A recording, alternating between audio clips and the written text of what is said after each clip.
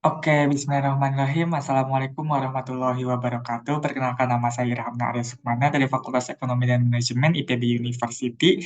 Dengan NIM H540 1211066 ingin menjelaskan uh, bagaimana sih cara kita untuk mengetahui apakah data time series yang kita punya ini stasioner atau enggak di aplikasi Stata gitu ya. Nah, yang pertama-tama adalah tentu teman-teman harus yang namanya untuk membuka data time series teman-teman dulu. Nah, data yang aku ambil ini dari BPS yaitu impor beras menurut negara asal utama gitu ya. Nah, di sini saya hanya mengambil karet time series, jadi saya mengambil jumlah total dari keseluruhan impor berasnya dari tahun 2000 hingga tahun 2022. Nah, selanjutnya adalah kita yang pertama kali adalah mengurutkannya terlebih dahulu dari tahun awal ke tahun akhir gitu ya. Misal teman-teman dari tahun 2022 hingga tahun 2001 gitu ya. Nah, dari awalnya tuh 2001 ke 2022 gitu ya. Nah, yang pertama-tama adalah teman-teman harus mengcopy terlebih dahulu data yang teman-teman punya gitu. Kenapa data saja? Karena untuk tahunnya nanti akan ada formatnya tersendiri dari aplikasi Stata. Ya, terus kita buka saja ke aplikasi Statanya, yaitu ke data editor, lalu kita paste saja. Oke, nah teman-teman kalau sudah kayak gini, teman-teman bisa yang namanya langsung ke komennya saja. Komennya itu adalah GNT sama dengan underscore N. Oke, lalu kita akan membuat namanya variabel waktunya ya teman-teman. Rumusnya apa yang untuk variabel waktu gitu adalah gen. Teman-teman bisa pakai nama yang lain, tapi di sini aku pakai new t karena ini adalah waktu yang baru gitu ya. New t sama dengan data awal kalian tuh berapa? Kalau aku tadi data awalnya yang tadi diperlihatkan kan 2000 ya. Nah, jadi 2000 ditambah min T gitu ya. Hmm, eh, T min 1 gitu ya. T min 1 gitu. Oke, kita sudah. Nah, teman-teman nanti akan muncul yang namanya di sini teman-teman ya. Nah, di sini tuh udah muncul kelihatan waktunya dari tahun 2000 hingga tahun 2022. Nah, terus lalu kita men-setnya dulu adalah waktunya teman-teman ya. Cara men-set waktu ini yang sebelumnya ini kita ubah di formatnya. Ntar, teman-teman. Di formatnya kita ubah ke annual karena waktu kita ini adalah tahunan. Sampelnya teman-teman bisa milih sendiri ya, mau AD atau 2009 saja. Nah, kalau aku 2009 saja, kita okein. Nah, teman-teman nanti di sininya sudah akan ada format persen TYT.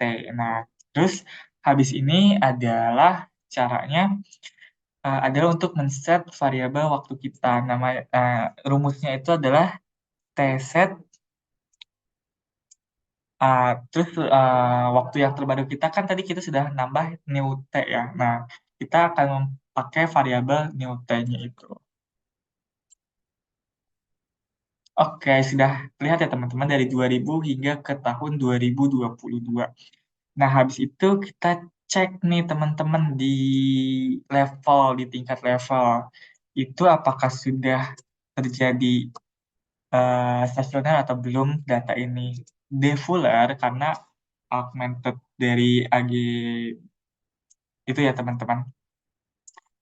Defuller tadi nama teman-teman yang awal itu kan variabelnya itu jumlah gitu ya. Defuller dari jumlah adalah bentar. eh,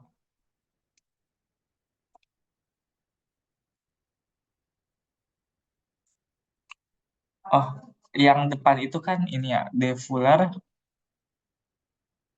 Farm.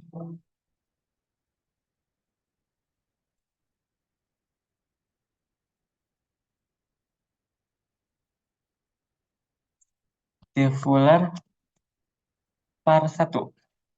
Nah, nah teman-teman bisa ngelihat yang namanya ini adalah variabel yang satu itu adalah sudah stasioner. Kenapa? Karena tes statistik lebih kecil daripada tiga critical value yang ada di sebelah sini. Dan bisa salah satunya adalah p-value-nya lebih kecil daripada alpha. Tapi kita ingin mengetahui juga untuk memastikannya terlebih lanjut, kita ini akan mencek di level satunya gitu ya teman-teman. Caranya seperti apa? Caranya itu adalah dengan gen generate terlebih dahulu D jumlah sama dengan D titik jumlah. D var 1, sorry maaf, gen var 1 juga ya teman-teman. Var 1.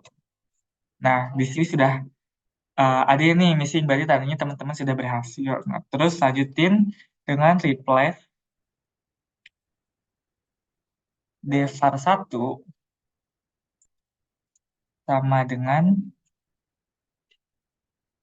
ini ya teman-teman, ini dia, replace D var 1 sama dengan 0 if D var 1 sama dengan titik. Nah, di sini satu sense made. Nah, teman-teman kalau mau cara cepat itu bisa yang namanya ke statistik, lalu ke time series, lalu ada tes, lalu ada ADF ini ya teman-teman, unit to test. Nah, itu kalian bisa pakai yang